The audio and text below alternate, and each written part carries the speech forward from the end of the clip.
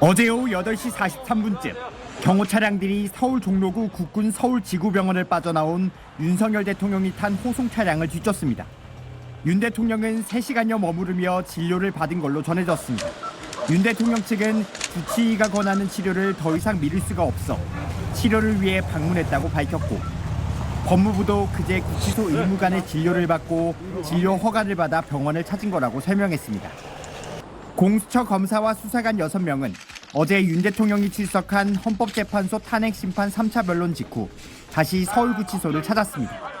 강제구인뿐 아니라 구치소 내 방문 조사를 시도한다는 계획이었습니다.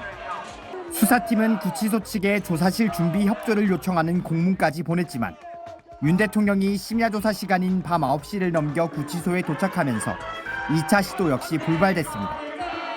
공수처는 조사를 위해 서울구치소를 찾았지만 피의자가 병원 진료 뒤 밤 9시 이후 기소해 조사는 이루어지지 않았다고 밝혔습니다. 법조계 안팎에선 이런 시도가 실효성이 없다는 분석이 나옵니다. 공수처 수사를 부정하는 윤 대통령이 조사 자체를 거부하면서 1차 조사 조서엔 서명과 날인마저 하지 않아 재판 과정에서 증거 능력을 더욱 인정받기 어려운 상황이기 때문입니다.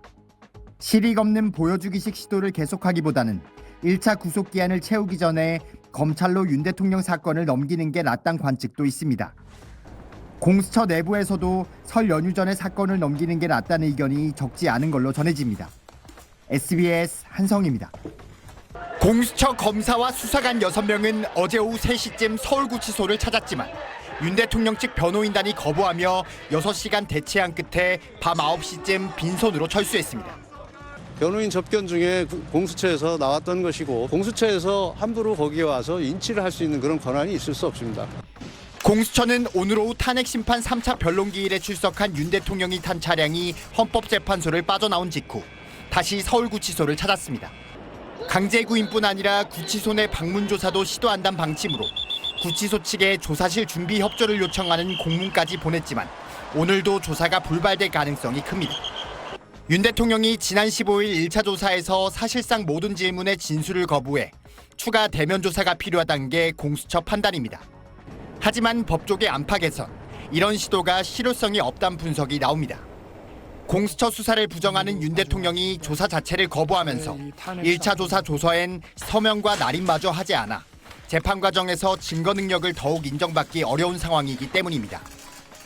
실익 없는 보여주기식 시도를 계속하기보단 1차 구속기한을 채우기 전에 검찰로 윤 대통령 사건을 넘기는 게 낫다는 관측도 있습니다. 공수처 내부에서도 설 연휴 전에 사건을 넘기는 게 낫다는 의견이 적지 않은 걸로 전해집니다. SBS 한성입니다. 어제 오후 2시 빨간 넥타이에 남색 정장 차림을 한 윤석열 대통령이 교도관들과 함께 헌법재판소 대심판정에 들어섭니다. 지난해 12월 14일 탄핵소추안이 가결된 지 38일 만에 처음으로 자신의 탄핵심판에 참석한 겁니다. 재판관들을 향해 인사한 윤 대통령은 본격 변론 시작 전 재판부의 허락을 얻어 모두 발언을 했습니다. 철들고 난 이후로 지금까지 또 특히 공직 생활을 하면서 자유민주주의라는 신념 하나를 확고히 가지고 살아온 사람입니다.